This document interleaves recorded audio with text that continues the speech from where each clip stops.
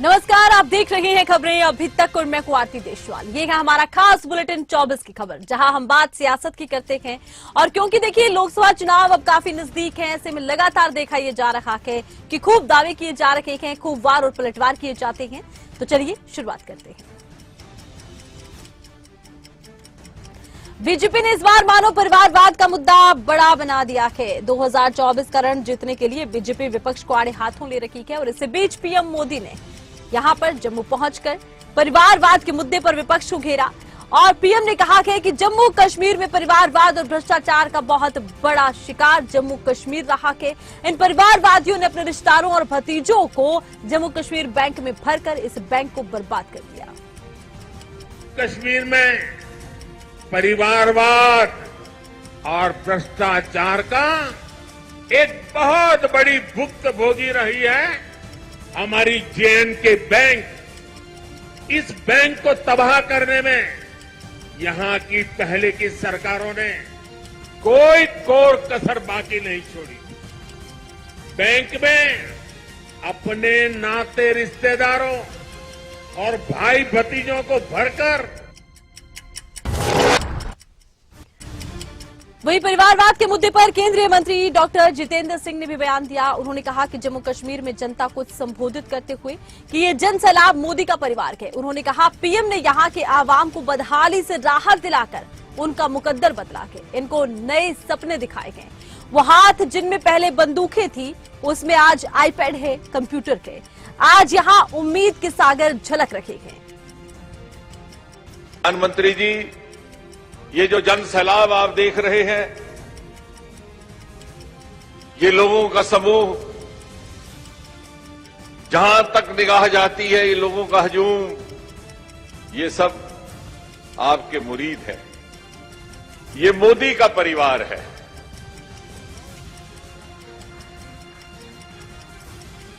ये मोदी का परिवार है। प्रधानमंत्री जी, ये जो जन सैलाब आप देख रहे हैं,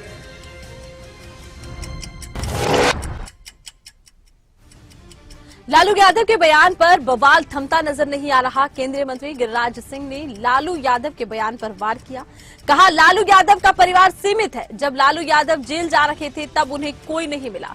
उन्होंने राबड़ी देवी को मुख्यमंत्री बनाया। अभी भी उन्होंने अपने बेटे को उप मुख्यमंत्री बनाया है।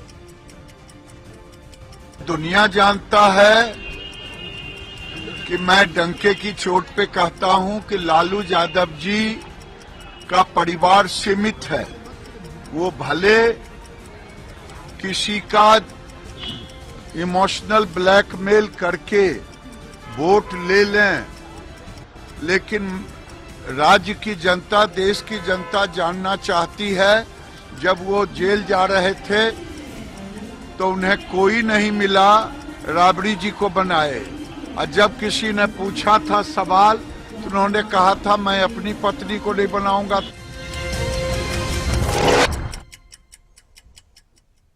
वहीं लोकसभा चुनावों को लेकर इस बार चुनाव में बीजेपी 370 को बहुत अहम मुद्दा बना रखी है। बीजेपी नेताओं के हर भाषण में 370 का जिक्र नजर आता है। ऐसे में पीएम मोदी ने कहा जम्मू कश्मीर विकास की नई ऊंचाइयों को छू रहा है, क्योंकि जम्मू कश्मीर आज खुलकर सांस ले रहा है। बंदिशों से आजादी मिली है आर्टिकल 370 हटने के बाद। दशकों तक सियासी फायदे के लिए कांग्रेस और उनके साथियों ने 370 के नाम पर जम्मू कश्मीर के लोगों को गुमराह किया, देश को गुमराह किया। कश्मीर विकास की नई ऊंचाइयों को छू रहा है, क्योंकि जम्मू कश्मीर आज खुल करके सांस ले रहा है। बंदिशों से ये आजादी आर्टिकल 370 हटने के बाद आई है। दशकों तक सियासी फायदे के लिए कांग्रेस और उसके साथियों ने 370 के नाम पर जम्मू कश्मीर के लोगों को गुमराह किया। कांग्रेस सांसद राहुल गांधी की 2 सीटों पर लोकसभा चुनाव लड़ने की अटकलों पर केंद्रीय मंत्री और अमेठी से बीजेपी सांसद स्मृति ईरानी ने बड़ा बयान दिया। उन्होंने कहा जो लोग कहते हैं अमेठी गांधी परिवार का गढ़ है, उन्हें उम्मीदवार घोषित करने में आखिर इतना समय क्यों लग रहा है। स्मृति ईरानी ने कहा उनके आत्मविश्वास की कमी आपको बताती है कि अमेठी अब कांग्रेस का गढ़ नहीं रहा। अगर वो 2 सीटों पर चुनाव लड़ रहे हैं तो इसका मतलब है कि वो चुनाव से पहले के अमेठी से अपनी हार को घोषित कर रहे हैं। जो कहते हैं कि अमेठी गांधी खानदान का गढ़ है, वो अपने ओर से एक कैंडिडेट देने में इतना समय क्यों लगा रहे हैं? तो उनका लैक ऑफ कॉन्फिडेंस ही आपको बताता है कि अमेठी अब कांग्रेस बैस्टियन नहीं रही है। अगर वो दो सीटों से लड़ते हैं तो इसका मतलब वो अमेठी से अपनी हार को ऑलरेडी चुनाव होने से पहले ही घोषित कर रहे हैं। मैंने तो ये कहा था कि अगर वाकई में उनके नेता में दम है तो बिना मायावती जी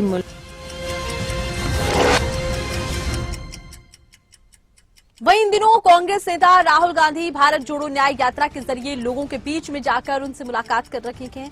इस दौरान वो अलग अलग मुद्दों के जरिए बीजेपी की कमियां बता रहे हैं, लेकिन दूसरी ओर बीजेपी के नेता राहुल गांधी की यात्रा को लेकर निशाना साधते नजर आ रहे हैं। इसी कड़ी में मध्य प्रदेश सरकार में मंत्री कैलाश विजयवर्गीय ने राहुल गांधी पर जुबानी वार किया। कहा, राहुल गांधी भाजपा के लिए बड़े शुभांकर हैं, वो जितना घूमेंगे भाजपा को उतनी बड़ी जीत मिलेगी। तो उन्होंने राहुल गांधी की यात्रा को लेकर निशाना साधते हुए कहा कि उनकी यात्रा से तो भाजपा को फायदा होगा, वो भाजपा के बड़े शुभचिंतक हैं, भाजपा के लिए बहुत शुभ हैं, उनका घूमना भाजपा को फायदा देगा। यहाँ आपको ये भी बता दें कि इस यात्रा को लेकर लगातार बीजेपी नेता राहुल गांधी और कांग्रेस पर निशाना साधते रहे हैं। कहा, यहाँ तक गया कि जब से राहुल गांधी ने इस यात्रा को शुरू किया है तभी से कांग्रेस को लोग छोड़ रहे हैं। पता नहीं क्यों कभी कभी होता है ना, कोई व्यक्ति एक शुभांकर होता है। राहुल गांधी भारतीय जनता पार्टी के लिए बड़े शुभांकर हैं। 2024 का रण जीतने के लिए हर पार्टी मेहनत कर रही है और इससे पहले बयानबाजी के जरिए जीत के दावे हो रखे हैं। ऐसे में बीजेपी सांसद हेमा मालिनी का बड़ा बयान।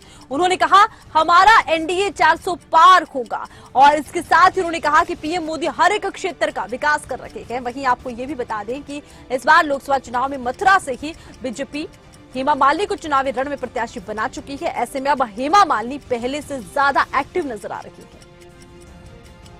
पार का नारा दिया। हाँ जी, 400 पार तो होगा ही होगा। हमारा प्रधानमंत्री जी का जो है, उनका जो सपना है, जो चाहते हैं वैसे हो रहा है, क्योंकि उन्होंने इतना अच्छा भव्य काम किया है पूरे देश में। देश के हर एक व्यक्ति के लिए हर क्षेत्र में उन्होंने इतना विकास किया है, जिसकी वजह से हमें 400 पार जरूर होने वाला है, जिस पे मैं भी एक भाग ले रही हूँ मथुरा के सांसद के रूप में।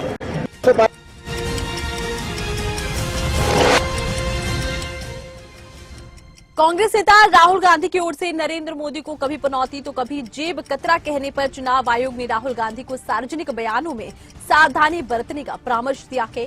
हरियाणा के गृह मंत्री अनिल विज ने इस मामले में राहुल गांधी पर कटाक्ष किया। उन्होंने कहा, राहुल गांधी सामने आ रही प्रजा को देखकर आपके होशो हवास खो चुके हैं।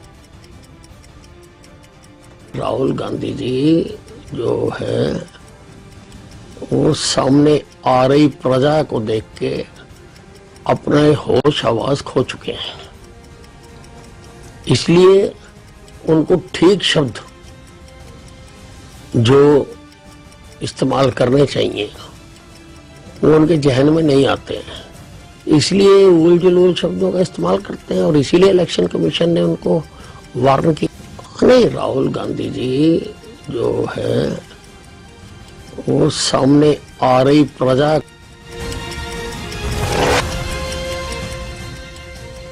लोकसभा चुनाव से पहले इंडिया गठबंधन भी लगातार बैठकें कर रहा है, आगे की रणनीति बनाई जा रही है। ऐसे में 17 मार्च को इंडिया गठबंधन के नेता मुंबई में एक साथ नजर आएंगे, जिसको लेकर कांग्रेस नेता जयराम रमेश ने जानकारी दी। कहा, 17 मार्च को मुंबई में इंडिया गठबंधन की एक रैली होगी। ये कार्यक्रम भारत जोड़ो न्याय यात्रा का अंतिम कार्यक्रम होगा। हमने सभी 26 पार्टियों को निमंत्रण दिया है। हम उम्मीद करते हैं कि सभी लोग आएंगे।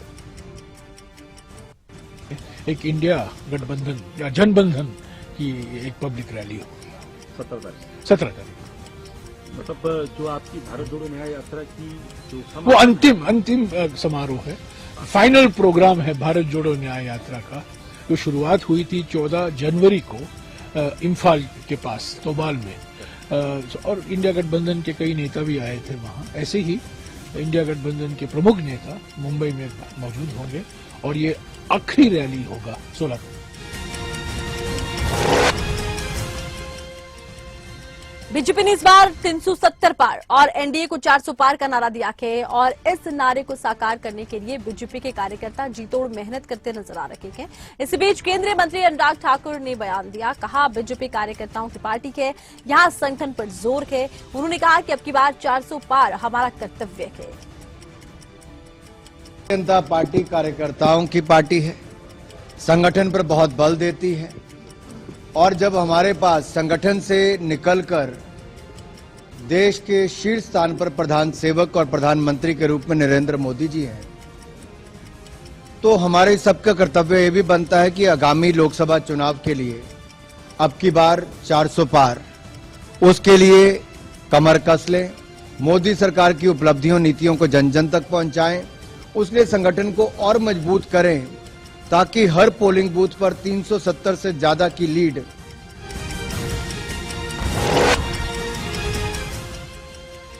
लोकसभा चुनाव से पहले असम के मुख्यमंत्री हिमंत बिस्वा शर्मा का भी एक बयान सामने आया, जिसमें उन्होंने कहा कि इस समय कांग्रेस नेताओं की परेशानी बढ़ गई है। उन्होंने कहा एनडीए उत्तर पूर्व की 25 में से 22 सीटें जीत रही है, ये फाइनल है, ये 23 का आंकड़ा हो सकता है। हिमंत बिस्वा शर्मा ने आगे ये भी कहा कि ये बहुत ही सरल चुनाव है, इसमें कोई जटिलता नजर नहीं आ रही। 22 out of 25, 22 NDA will win. पक्का है, मतलब कुछ 25 सीट है, 22 जीतेगा। So that is only those 3 seats from Assam is yes. Only those 3 seats out of 25 KT. But वो 323 भी बन सकता है, वो बड़ा बात नहीं है, because I said that 11.5, so 12 हो सकता है। 22 out of 25, 22 NDA will win.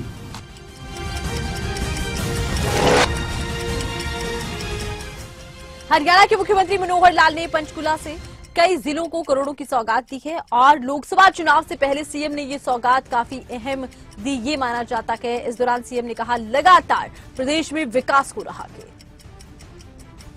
Ayushman Bharat की योजना के अंतर्गत लोगों को मैंने कवर किया है। अभी योजना में कवर थे 1,80,000 रुपए तक लोग, बाद में हमने कवर किए 3 लाख रुपए श्रेणी तक के लोग, अब 3 लाख से 6 लाख भी और 6 लाख से ऊपर सभी प्रीमियम देकर के सबको कवर कर दिया। कोई भी परिवार का व्यक्ति जिनकी 6 लाख से ऊपर आमदन है, मात्र 5,000 रुपए जमा कराने से 5 लाख रुपए का इंश्योरेंस उन सब का हो जाएगा, फिर किसी को कोई दिक्कत नहीं आएगी। ये डिमांड थी सर। अब इतनी बड़ी संख्या में जब इलाज के लिए लोग इंश्योरेंस के माध्यम से कराना चाहेंगे, तो उसी प्रकार की सुविधाएं भी सरकारी अस्पतालों में देंगे ताकि सबसे पहले उसको।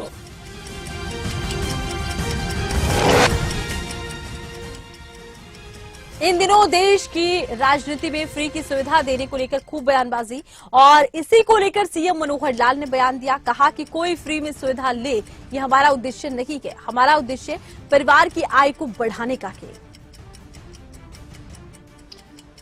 आदमी की आय कितनी है जानकारी मिलती है। ये ठीक है कि गरीब परिवार को सरकारी सुविधाएं पहले मिलनी चाहिए, एक सिद्धांत है। सुविधाएं लेने के लिए अब कुछ लोगों की इच्छा होती है कि हमारी जितनी इनकम है उसको कम दिखा दो, शिकायतें करेंगे, दौड़ के आएंगे, मेरी 1,80,000 से ऊपर लिख रखी है, कम करो ताकि मुझे राशन मिल जाए।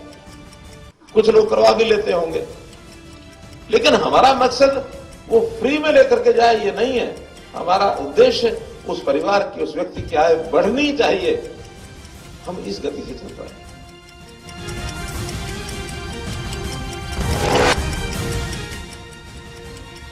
हर चुनाव में विकास का मुद्दा अहम रहता है, इसको लेकर बयानबाजी भी खूब होती है। ऐसे में पंचकुला से विधायक ज्ञानचंद गुप्ता ने कहा है कि पंचकुला के हर गांव का विकास बीजेपी के कार्यकाल में हुआ है।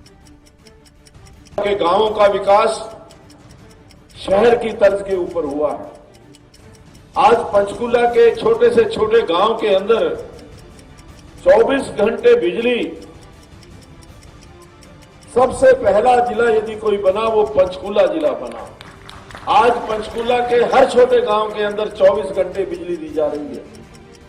पानी को लेकर के सबसे बड़ी परियोजना कजौली वाटर वर्क से पंचकुला के लिए 62.5 करोड़ रुपए की लागत से 25 किलोमीटर लंबी पाइपलाइन डाल करके जब से पानी पंचकूला के अंदर आया है, तब से पंचकूला के अंदर पानी की कोई कमी नहीं।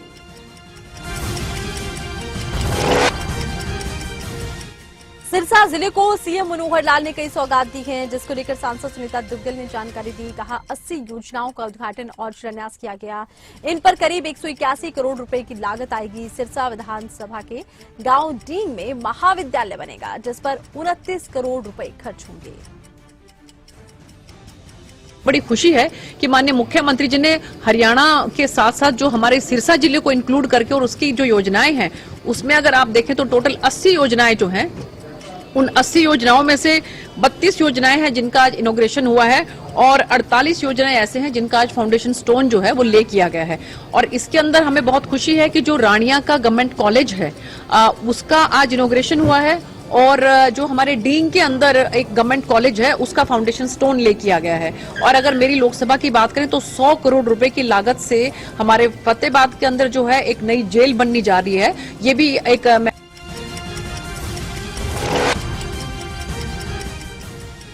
करनाल से बीजेपी सांसद संजय भाटिया ने एक के बाद एक कई मुद्दों को लेकर कांग्रेस पर निशाना साधा और कहा भूपेंद्र हुड्डा अपने आप को किसान पुत्र कहते हैं, पर किसानों और गरीबों को जमीन का CLU करवाकर कोड़ियों के भाव खरीदें और मोटे दामों में बिल्डर्स को बेच दिए गए।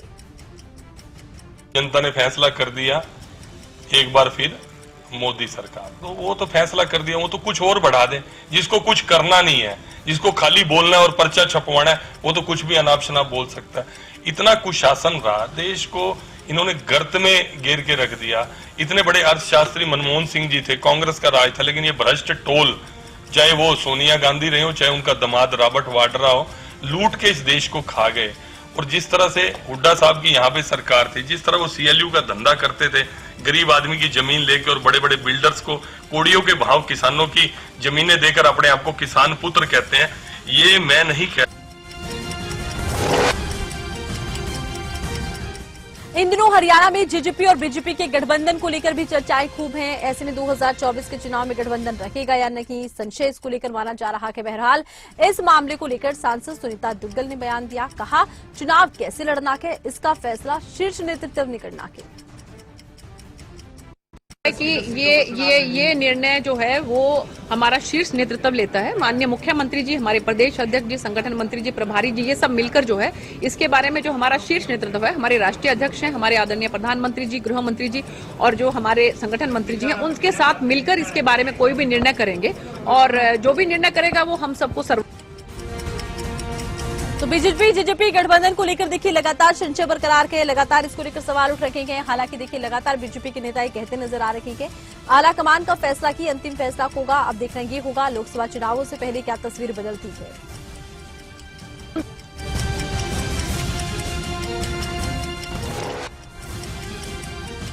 लोकसभा चुनावों में जेजेपी बीजेपी गठबंधन पर हरियाणा के शिक्षा मंत्री कंवरपाल गुर्जर ने बयान दिया है। उन्होंने कहा शीर्ष नेतृत्व इस पर फैसला करेगा। उन्होंने कहा कि हमारा गठबंधन चुनाव लड़ने के लिए नहीं, सरकार चलाने के लिए हुआ था और कॉमन मिनिमम प्रोग्राम के तहत हमने कार्य किया कि सरकार बिल्कुल सही चल रही है। पार्टी किसी एक व्यक्ति से प्रभावित होकर कोई निर्णय नहीं कर सकती, तो उनका अपना निर्णय है, जो भी उनका होगा। तो जैसा मैंने कहा है कि भाई हमारे हाईकमान उनका हाईकमान बैठ के अगर कोई बात करता है तो तब की बात है, लेकिन जो हमारा गठबंधन आया था वो गठबंधन चुनाव लड़ने के लिए बिल्कुल नहीं था। वो गठबंधन केवल और केवल सरकार चलाने। पहले भी अपने दमखम पे चुनाव लड़ा, उससे पहला भी हमने चुनाव अपने दमखम पे लड़ा और दोनों बार जिस प्रकार से वोट मिला, पिछली बार भी हमने वोट 14 से भी 3-3.5% वोट बढ़ के मिला हमें। ये ठीक है कि हमारी सीटें कम हुई और जिस प्रकार से निष्पक्षता के साथ काम किया सरकार ने, मैं दावे के साथ कह रहा कि अब की बार हमें जो सीटें हैं वो ज्यादा बढ़ गई।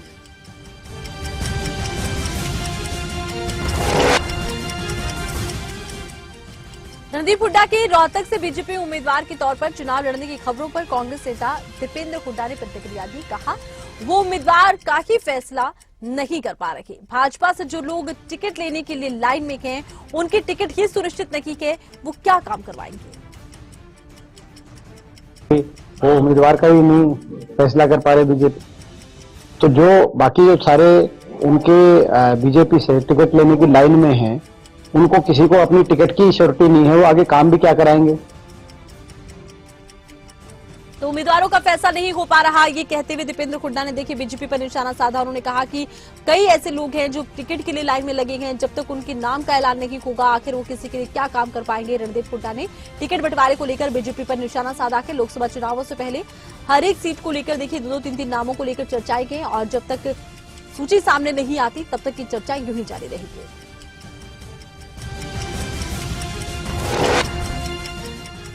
उत्तर प्रदेश के आगरा में भारतीय जनता पार्टी ने अनुसूचित जाति महासम्मेलन का किया आयोजन।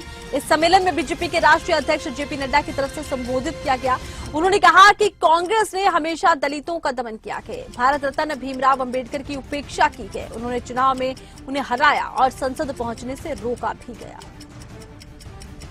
दर्ज है कि कांग्रेस पार्टी के शासकों ने कहा कि नहीं, यहां पर हमारे लिए संसद में भीमराव अंबेडकर की चित्र लगने के लिए जगह की कमी है। ये जब जनता दल की सरकार आई तब जाकर के काम हुआ। यही नहीं, मरणोपरांत भीमराव अंबेडकर जी को भारत रत्न भी नहीं दिया गया। नेहरू जी ने अपने आप को खुद को भारत रत्न दे दिया, इंदिरा गांधी जी ने खुद को भारत रत्न ले लिया, खुद ही अपनी कुर्सी पर रह करके अपने लिए भारत। इंडिया गठबंधन पर निशाना साधते हुए केंद्रीय मंत्री अनुराग ठाकुर ने कहा कि गठबंधन ठगबंधन है। कांग्रेस और उसके सहयोगियों को धार्मिक स्थलों की आलोचना करने की आदत है, कभी भगवान राम का अपमान करना, कभी सनातन धर्म को कुचलने की बात करना, तो कभी उत्तर और दक्षिण के नाम पर बंटवारा करना। आता है एक तरह से विदाई यहां से उनकी नेहरू गांधी परिवार की हो गई है, तो हताश और निराश तो वो दिखेंगे। और दूसरा, जब वो यहां से हार के वायनाड चले गए थे तो वायनाड से केरल से जाके उत्तर प्रदेश के लोगों के बारे में जो टिप्पणी की थी उसका दर्द मुझे भी आज तक होता है। तो उत्तर प्रदेश के लोगों को कितनी पीड़ा होती होगी।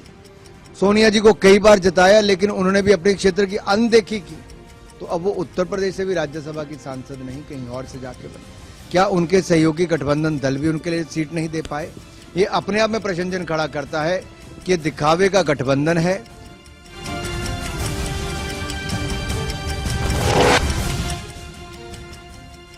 हिमाचल में इन दिनों कांग्रेस के बागी विधायकों को लेकर बयानबाजी तेज और अलग अलग मंच के जरिए सीएम सुक्खू भी इस मामले पर अपनी प्रतिक्रिया देते हुए नजर आ रहे हैं। ऐसे में एक बार फिर सीएम सुक्खू ने बयान दिया, कहा सुबह का भूला शाम को वापस आ जाए तो उसके बारे में सोचा जा सकता है। एक बात मैं कहना चाहता हूं कि अगर सुबह का भूला कोई व्यक्ति गलती करता है और कोई बातचीत का रास्ता निकलता है तो देखा जाता है सबसे पहले। एक बात मैं कहना चाहता हूं कि अगर सुबह का भूला कोई व्यक्ति गलती करता है और कोई बातचीत का रास्ता निकलता है तो देखा जाता है सबसे पहले।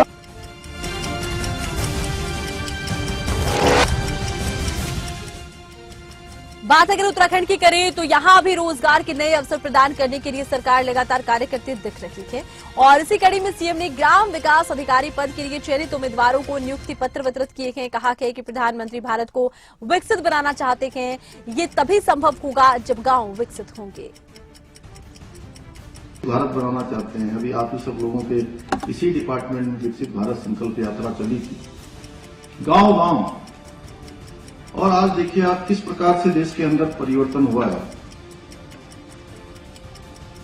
और वो काम जो समाज के अंतिम छोर में खड़े हुए लोगों तक जाकर अगर किसी को करना है तो काम भी आप ही को करना है। विकसित भारत भी तभी बनेगा जब हमारे गांव विकसित होंगे, हमारी अंतिम इकाई विकसित होगी, वहां रहने वाला अंतिम व्यक्ति सारी सुविधाओं से परिपूर्ण होगा, शिक्षित होगा, अच्छा स्वास्थ्य उसको मिलेगा।